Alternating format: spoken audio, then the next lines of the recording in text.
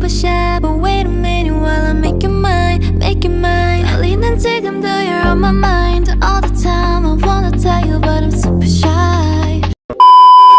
Assalamualaikum warahmatullahi wabarakatuh. Perkenalkan, nama saya Sylvie Utari Putri dengan NIM 12210620233. Saya dari kelas 4B Pendidikan Ekonomi UIN Suskaryau.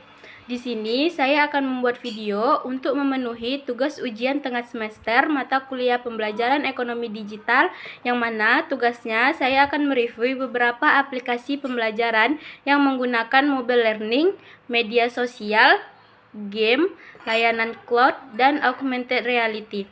Yang pertama, saya akan mereview aplikasi yang menggunakan mobile learning. Di sini saya menggunakan aplikasi Moodle Mobile. Moodle Mobile adalah aplikasi yang dirancang untuk mendukung sistem manajemen pembelajaran online, memungkinkan pengguna untuk mengakses kursus dan materi pembelajaran melalui perangkat seluler. Untuk cara login aplikasi ini, yang pertama, unduh aplikasi Moodle Mobile di Google Play Store atau App Store. Yang kedua, buka aplikasi dan masukkan URL situs model Anda. Yang ketiga, akan muncul halaman untuk menghubungkan situs Anda ke aplikasi mobile dengan memilih Connect to your site. Kemudian yang keempat, masukkan username dan password model Anda pada halaman forum login yang muncul. Cara memainkannya, setelah login, Anda akan melihat dashboard dengan daftar kursus Anda. Anda dapat menjelajahi konten kursus, mengunggah tugas, berpartisipasi dalam diskusi forum, dan melihat nilai. Aplikasi Moodle Mobile tersedia untuk perangkat seluler seperti smartphone dan tablet. Untuk laptop, Moodle biasanya diakses melalui web browser karena merupakan platform berbasis web. Namun, fitur dan fungsi utama Moodle tetap dapat diakses melalui browser di laptop. Kelebihan dari aplikasi ini, yang pertama, open source. Moodle Mobile gratis dan dapat diunduh oleh siapa saja. Yang kedua, aplikasi ini lebih fleksibel, mendukung berbagai skala materi pembelajaran, dari skala kecil hingga portal pembelajaran besar. Yang ketiga, aman dan terintegrasi, menawarkan keamanan data yang baik dan terintegrasi dengan alat kolaborasi eksternal. Kekurangan dari aplikasi ini, yang pertama, fungsionalitasnya terbatas. Versi mobile mungkin tidak memiliki semua fitur yang tersedia di desktop. Yang kedua, ketergantungan terhadap jaringan. Penggunaan aplikasi dapat terganggu oleh koneksi internet yang tidak stabil. Selanjutnya, aplikasi pembelajaran yang menggunakan media sosial. Di sini saya menggunakan aplikasi Telegram.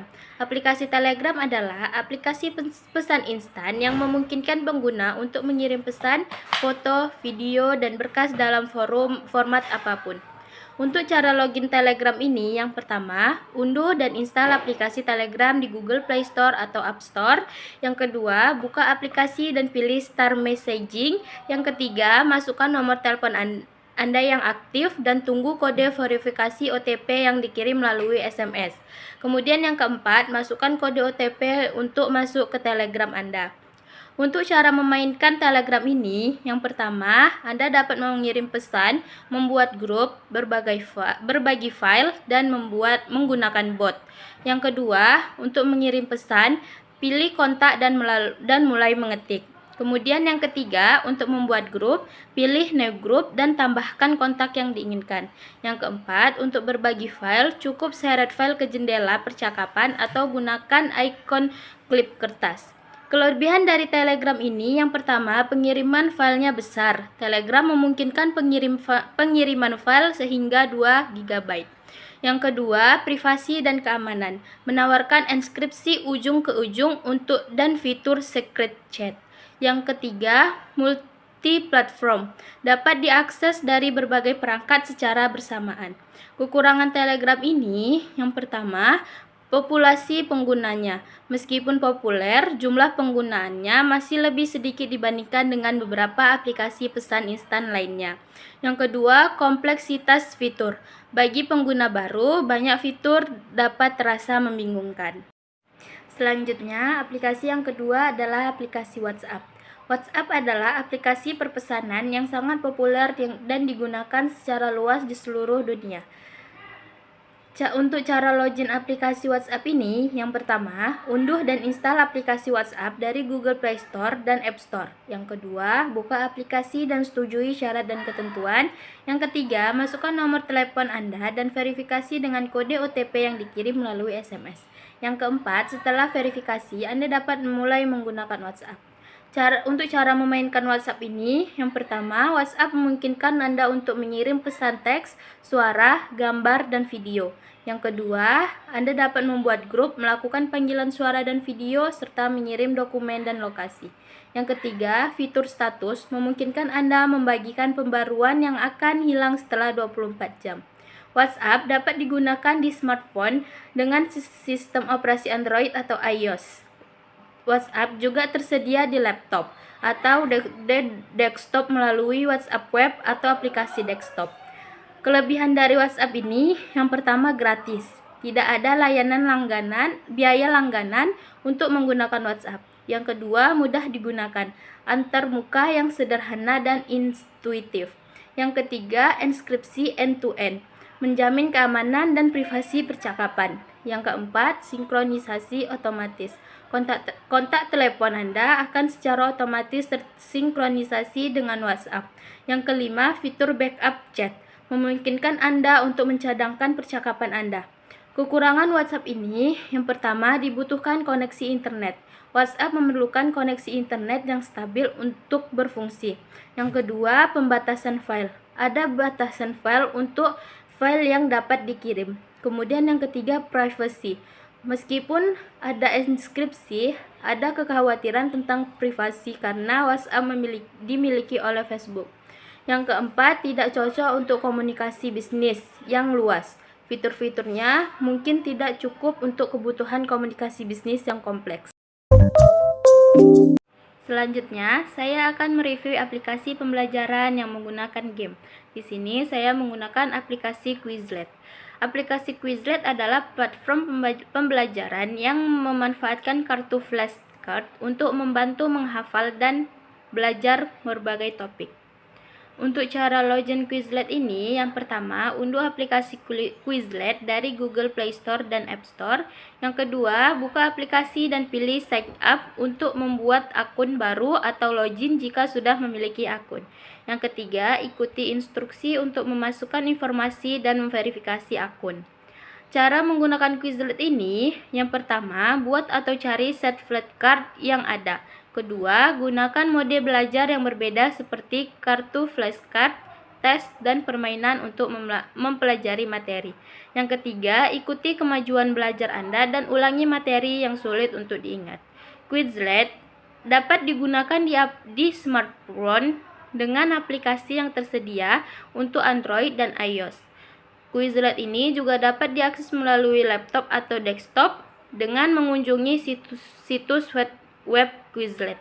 Kelebihan dari Quizlet ini, yang pertama, penggunaan yang mudah, antarmuka yang intuitif dan praktis.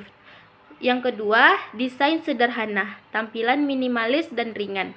Yang ketiga, multi-platform, tersedia di berbagai perangkat dan sinkronisasi antar perangkat. Yang keempat, gratis, dapat diunduh dan digunakan secara gratis, meskipun ada beberapa iklan. Kemudian kekurangan dari Quizlet ini, yang pertama itu terdapat iklan. Versi gratis berisi iklan yang mungkin akan mengganggu. Yang kedua, fitur yang terbatas. Untuk fitur lebih lanjut seperti mode belajar dan tes yang lebih canggih, mungkin diperlukan langganan Quizlet Plus. Aplikasi game yang selanjutnya adalah aplikasi Quizland. Quizland adalah game trivia yang menawarkan berbagai pertanyaan menarik dan edukatif. Untuk cara login Quizland ini, yang pertama, unduh aplikasi Quizland dari Google Play Store atau App Store. Yang kedua, buka aplikasi dan ikuti instruksi untuk login atau daftar. Untuk cara memainkan Quizland ini, yang pertama, jelajahi kerajaan Quizland sambil menjawab pertanyaan trivia. Yang kedua, menggunakan mouse atau layar sentuh untuk memilih jawaban. Kemudian yang ketiga, nilai pertanyaan dan berinteraksi dengan pemain lain. Quizlet dapat diunduh di perangkat seluler melalui Google Play Store dan App Store. Dapat dimainkan juga di browser pada laptop atau desktop. Kelebihan dari Quizlet ini yang pertama edukatif, itu menyediakan pertanyaan trivia yang beragam dan informatif. Kemudian yang kedua interaktif, memungkinkan interaksi dengan pemain lain dan penilaian pertanyaan. Kemudian yang ketiga aksesibilitas, dapat dimainkan di berbagai perangkat.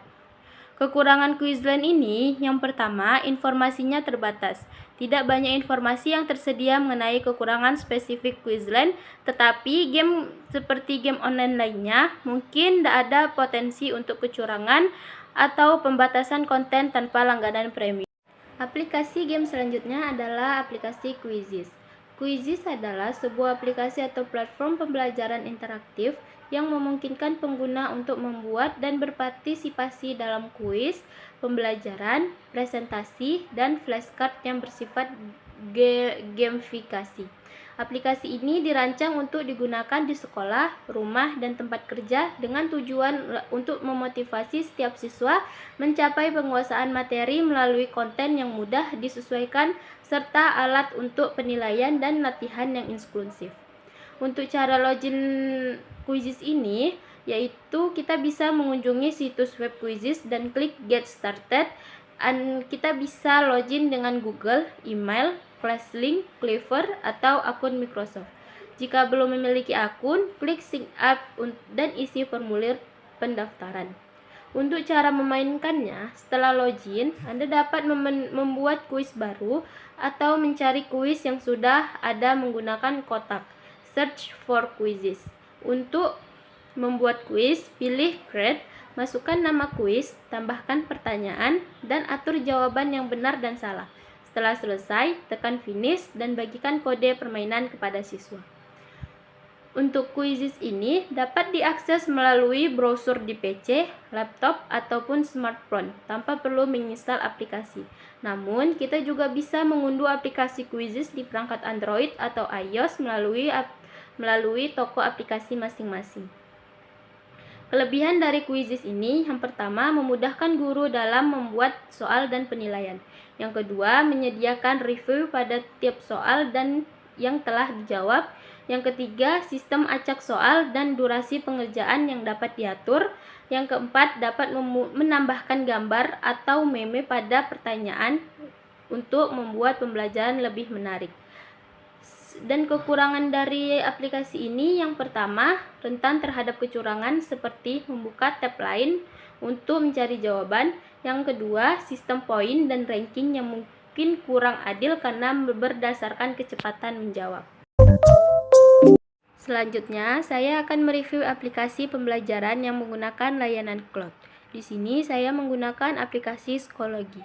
Schoology adalah platform atau aplikasi manajemen pembelajaran yang memadukan fitur LMS atau Learning Management System dengan jejaring sosial, memungkinkan pengguna untuk membuat, berbagi, dan mengelola konten pendidikan. Untuk login ke Schoology ini, Anda dapat mengunduh aplikasinya di Play Store dan App Store. Kemudian, Anda dapat login menggunakan alamat email dan password yang telah didaftarkan. Jika Anda belum memiliki akun, Anda bisa mendaftar dengan memilih Sign Up dan mengikuti proses pendaftaran. Untuk cara menggunakan Schoology ini, setelah login, Anda dapat membuat kelas, menambahkan materi pembelajaran, membuat tugas dan ujian. Siswa dapat mengakses materi pengumpulan tugas dan mengerjakan ujian yang diberikan oleh guru. Guru juga dapat mengelola tugas dan ujian yang telah dikumpulkan oleh siswa serta memberikan umpan balik. Schoology dapat diakses melalui browser di laptop tanpa perlu mengunduh aplikasi. Untuk penggunaan di smartphone, Anda dapat mengunduh aplikasi Schoology dari Play Store atau App Store dan login dengan akun yang sama. Kelebihan dari Schoology ini, yang pertama, memungkinkan interaksi sosial antara pengajar dan siswa. Yang kedua, fitur lengkap untuk mengelola kelas dan materi pembelajaran. Yang ketiga, dapat diakses melalui berbagai perangkat. Kemudian yang keempat, mendukung pembelajaran mandiri dan kolaboratif. Untuk kekurangan psikologi ini, yang pertama membutuhkan koneksi internet yang stabil untuk mengakses. Yang kedua, fitur-fitur tertentu mungkin memerlukan waktu untuk beradaptasi bagi pengguna baru.